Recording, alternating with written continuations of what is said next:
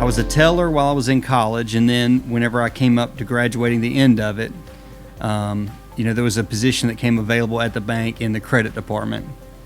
And so that looked kind of fancy to me. It was right there in the line of, I graduated with an economics degree, so it seemed to fit right in line with my schooling. So I applied for the job and got it. Didn't make much money, but I'm like, I'm in now, and I'm working my way, and they promoted me to banking officer, and you might get a couple $1,000s a year raise, some small raise, and I, made a few, and I think I worked that job for 2 or 3 years. It wasn't a long time.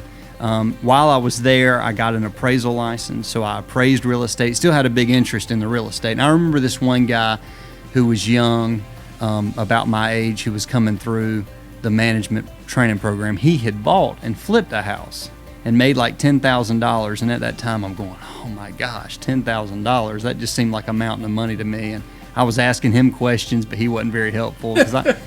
Everybody keeps their cards there. They do. He thought he had some secret that he wanted to share with me, but it's just like I couldn't, for some reason, couldn't really bridge the gap between that.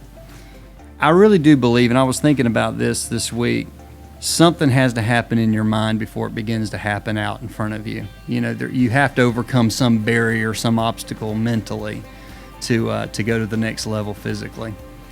And and you transferred out of basically being an employee, writing loans for other people, to a business. And how did that look? I mean, what was that transaction that took place? In 2008, towards the end of that year, the guy that my dad had been working for, he had a large commercial cleaning company.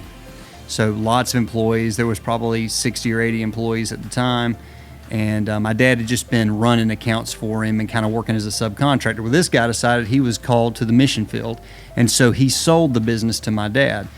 And having that many employees was something new for my dad. My dad had always had a handful, but all he did was manage and look after contracts. So there was an opportunity for me to come in there and handle all the employee aspects of it, the payroll, paying the bills, invoicing, all that kind of stuff, which I was pretty comfortable with. So I took that leap, and it was a scary thing because I was trying to figure out, do I do this or not? But I was visiting one of those contracts with my dad, one of those big contracts we had while I was working at the bank. I was visiting that on the weekend, and I just heard the Lord tell me, a double-minded man's unstable in all his ways.